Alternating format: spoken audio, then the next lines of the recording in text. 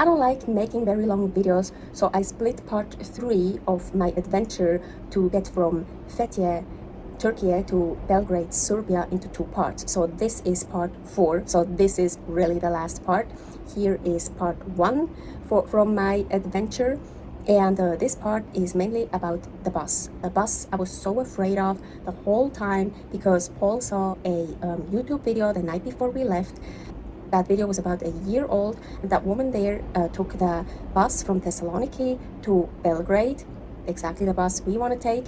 And she said even though smoking was prohibited, everyone was smoking in there. So I was so fucking scared because no way I could survive that 9 to 12 hour bus ride with smoke. No way. I was so scared. Paul got me a mask with filters. We were hoping that will help. And I also know when I get nauseous in vehicles, I need to eat. So I also tried to get more food in case if I feel sick in the bus, I can eat, and somehow that usually helps. It calms down my stomach. So this is the last part about the adventure getting from South Turkey to Serbia. So the bus train station was actually really nice. I liked it. It was pretty, but yeah, also there was a store. It said, ooh, open 24/7. Didn't really look like it.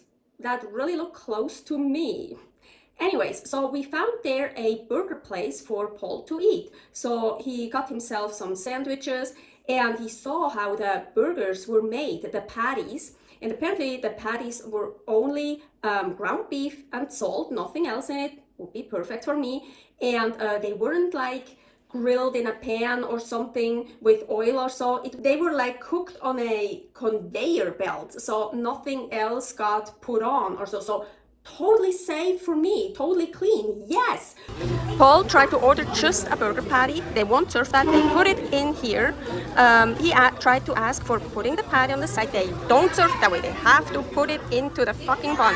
It's a classic, so nothing else is on it. So, and it shouldn't be spiced. I should be able to eat that. 5 fucking euros, but at least it's something carnivore. Totally misunderstood Paul. 5 euros for 2 burgers. Yeah, he got me a second one. He knows me by now. I need more food. So 5 euros for 2. So 2.50 for 1. So that's okay. That's okay.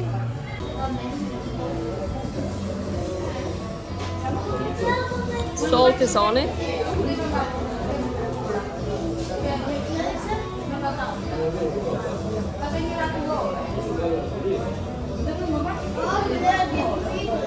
Tastes safe. Tastes really good.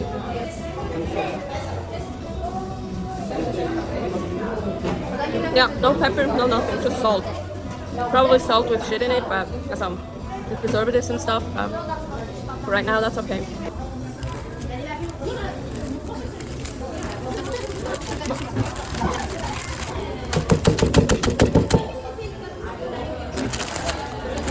Really got issues.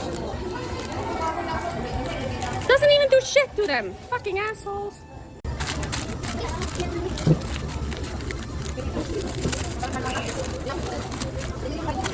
And you like to play with your food. So you like to play with your anti-food. Yeah, that's not food. I'm trying to destroy them so Paul won't eat them, but look. You see? They're indestructible. Oh my gosh. They're like indestructible. The mushrooms.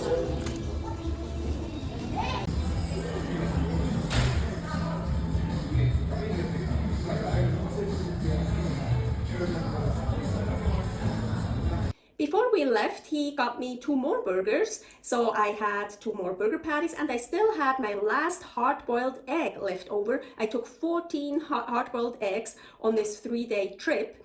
So I could make myself a super delicious, nutritious, healthy sandwich for on the bus. So around 4 or 4:30, we could get into the bus. They were actually 2 minivans, not a big bus, so 2 minivans. And it didn't smell like cigarette smoke at all. And there were signs smoking prohibited, and no one was allowed to smoke in there. The AC was working, even the charger was working to charge your phones. Oh my gosh, I was so relieved. I was so happy. I was really, the entire time since we left Fethiye, I was so fucking scared of that bus ride. So that was so cool. And the entire bus ride was so much better than the bus ride we took in Turkey from Istanbul to Fethiye. That one wasn't fun at all. Here is a video to that bus ride. The bus departed on time at 5 p.m. So that was the first time I crossed borders in a bus. We drove through North Macedonia, so there crossing the border was no problem because we didn't stay in that country, and well, they knew that everyone in that bus, they not gonna stay in the country, we're just gonna drive through. So one of the bus drivers collected all our passports and just showed it to the people there, and we crossed the border, and then he gave us back our passport. So easy. Yeah, Paul got a stamp. I didn't. Why? Well, Paul has a US passport, I have a Swiss passport. So apparently, EU countries, what Switzerland is not, and EFTA, European Free Trade Association countries, what Switzerland is in, they don't need a stamp. It's not really required. So I didn't get a stamp. I'm sad, but we are planning to go back to North Macedonia anyways later on in our nomad life, and we want to stay there for a while, so then I'm going to try to make sure to get my stamp. Anyways, at the border to get into Serbia, it was a little bit different because we wanted to stay in Serbia. So everybody had to get out of the bus, and we had to wait because they were, out of the minivan, but they were like two huge buses in front of us. In Swiss German, we call them cars. So there were many people in front of us because we all had to present our passport ourselves now and basically walk over the border. That took a while, but it was okay. We just waited there. It was nice, it was easy, and I got my stamp. Yeah, so crossing the border with a bus was actually pretty easy, so much easier than with the airplane. They never checked our luggage. Really, we just showed our passports. That was it. So because of crossing the border, they never really know how long the bus ride will take because it always depends on the border, right? But our bus ride only took 9 hours. We thought it would take between 10 and 12 hours, so that was nice. But we arrived in Belgrade, Serbia at 1 a.m. So we won an hour because of the time change. And of course, at 1 a.m. we couldn't get into our Airbnb, so we had to wait quite a while. So we walked into the bus station, and there I saw a lot of homeless people sleeping. And I wasn't used to seeing that anymore. So we also didn't have any Serbian dinars yet, so we had to wait for the exchange to open.